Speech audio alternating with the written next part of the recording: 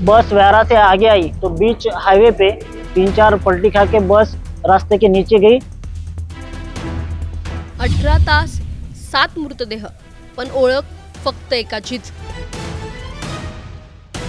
45 जण जखमी, मृतांचा आकडा वाढत जाणार। महाराष्ट्रातील 2 बसेसचा सुरतमध्ये भीषण अपघात, अखेर मृतदेह कधी मिळणार?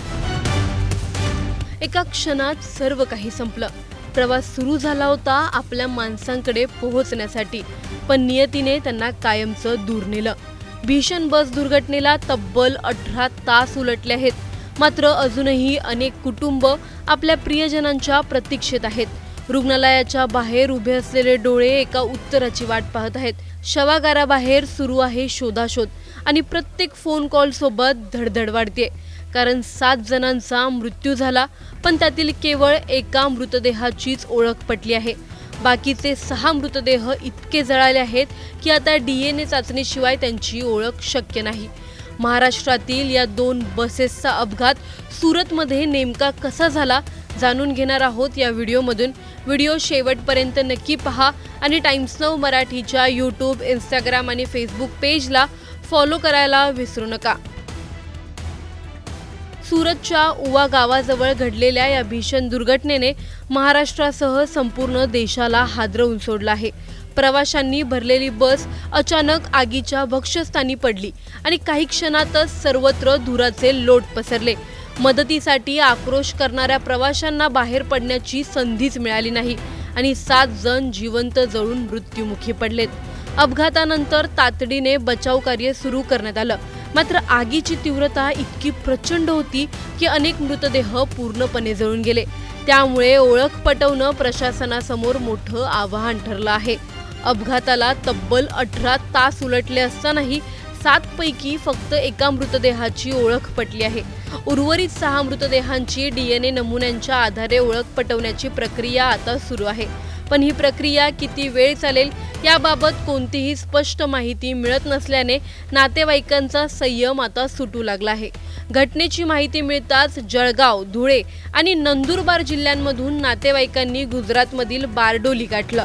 रुग्णालय, शवागार आणि प्रशासनाच्या कार्यालयाबाहेर तासनतास थांबून ते आपल्या माणसांबद्दल माहिती मिळवण्याचा प्रयत्न करत आहेत, मात्र स्पष्ट माहितीच्या अभावामुळे त्यांच्या मनातील अस्वस्थता अधिक वाढत आहे। आमच्या माणसांचा मृतदेह तरी आम्हाला कधी मिळणार हा प्रश्न प्रत्येक कुटुंब विचारत आहे। काहींच्या डोळ्यात अश्रू आहेत तर काहींच्या आवाजात संताप।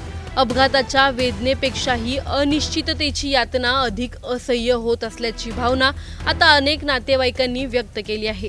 याच दरम्यान या दुर्घटनेत मृत्यू झालेल्या बस चालक घनश्याम राघव बरकले यांचा मृतदेह आज त्यांच्या जळगाव जिल्ह्यातील गावात दाखल झाला। 42 वर्षीय घनश्याम बरकले गेली अनेक वर्ष राज्य परिवहन महामंडळात सेवा बजावत होते। त्यांचा मृतदेह गावात पोहोचताच संपूर्ण परिसर शोकमग्न झाला। पत्नी, मुलं, आई वडील आणि नातेवाईकांचा आक्रोश पाहून उपस्थितांच्या डोळ्यातही पाणी आलं। अत्यंत शोकाकुल वातावरणात त्यांच्यावर अंत्यसंस्कार करण्यात आले। या दुर्घटनेचा परिणाम केवळ मृतांच्या कुटुंबांपुरता मर्यादित राहिलेला नाही। जळगावच्या जामनेर बस आगारात आज कामकाजावरही त्याची छाया दिसून आली आहे। अनेक कर्मचारी शोकाकुल झाले असून काही ठिकाणी नियोजित फेऱ्यांवरही परिणाम झाल्याचं दिसून येत आहे। दरम्यान नातेवाईकांनी माहिती आणि समन्वय यंत्रणेच्या अभावाबद्दल नाराजी व्यक्त केली आहे। अशा मोठ्या दुर्घटनेनंतर पीडित कुटुंबांना तातडीची माहिती मिळावी यासाठी स्वतंत्र हेल्पलाईन आणि समन्वय केंद्र असायला हवे होते, अशी मागणी आता पुढे येते। आज मृतांच्या कुटुंबांना केवळ उत्तराची गरज आहे। त्यांना त्यांच्या माणसाचा शेवटचा निरोप घ्यायचा आहे, पण DNA अहवालाची प्रतीक्षा आणि प्रशासनाकडून स्पष्ट माहितीचा अभाव यामुळे त्यांची प्रतीक्षा आणखी वेदनादायी ठरते। सुरत बस दुर्घटनेत 7 जणांचा मृत्यू झाला, पण त्याहून मोठी शोकांतिका म्हणजे 18 तास उलटूनही अनेक कुटुंबांना आपल्या प्रियजनांची ओळखच पटलेली नाहीये।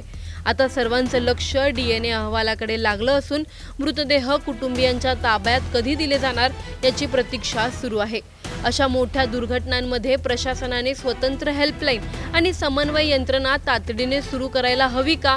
DNA प्रक्रिया अधिक जलद करण्यासाठी विशेष यंत्रणा असावी असं तुम्हाला वाटतं का? अशा दुर्घटनांनंतर पीडित कुटुंबांना मानसिक आणि आर्थिक मदत पुरेशी आहे का? सार्वजनिक वाहतुकीतील सुरक्षेसाठी आणखी कोणती पावलं उचलली पाहिजेत?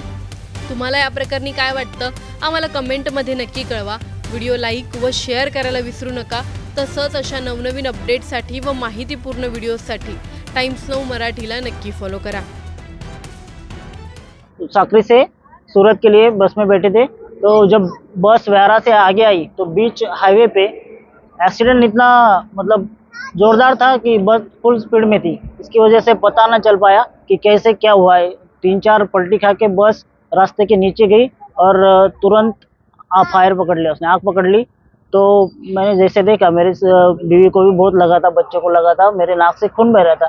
तो मैंने जैसे फायर पकड़ा तो मैं अपना फैमिली का जान बचाने के लिए पीछे से कांच तोड़ के बाहर निकला. कितने आदमी थे बस में? बस में पूरा मतलब सारे सीट कंप्लीट भरे हुए थे, ऐसा कोई सीट नहीं था कि जो खाली है. तो गिनती तो मैंने किया नहीं था, पर पूरा कंप्लीट बस भरा हुआ था. और जो सामान वामान था वो सब जब मैंने देखा कि कुछ मिल जाए, मेरे मोबाइल्स या कपड़े डॉक्यूमेंट्स सब उसी में जल गए. ये जो दुर्घटना हुई है वो आज तकरीबन दोपहर को 4 बजे हुई है और इसमें 3 व्हीकल इन्वॉल्व है. 2 बस है और एक जो ट्रैक्टर है पानी का टैंकर के साथ वो है.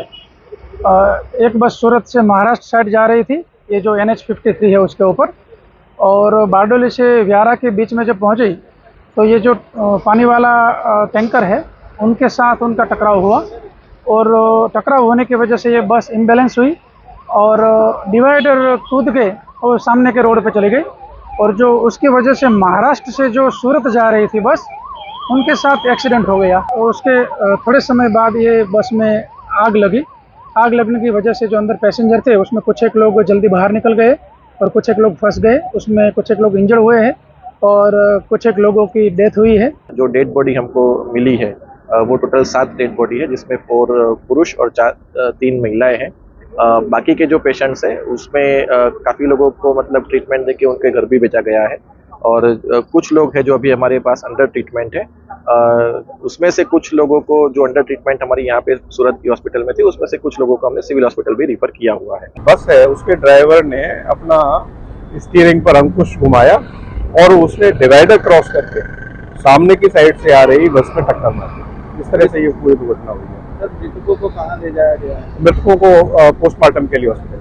आगे किस प्रकार से कार्रवाई चल रही है? आगे के लिए इसमें सबसे अच्छी बात ये हुई इस दुर्घटना के अनुसंधान में कि उसी समय SP तापी जिले के जो SP हैं वो इसी दुर्घटना के समय वहाँ से निकले और उन्होंने तुरंत स्वयं सभी जो घायल और जो लोग थे उनको तुरंत उन्होंने अपने सुपरविजन में तुरंत हॉस्पिटल भिजवाया और ट्रैफिक खुलवाया, जिसकी वजह से हम लोग तुरंत एक जो फायर फाइटर थे उनको वहां तक पहुंचा सके और जिस बस में आग लगी हुई थी उसकी आग को हम तुरंत बुझा सके, जिसकी वजह से जो दुर्घटना और बड़ी विकराल हो सकती थी वो SP तापी की वहाँ पर मौजूदगी की वजह से काफ़ी हद तक कम हुई है.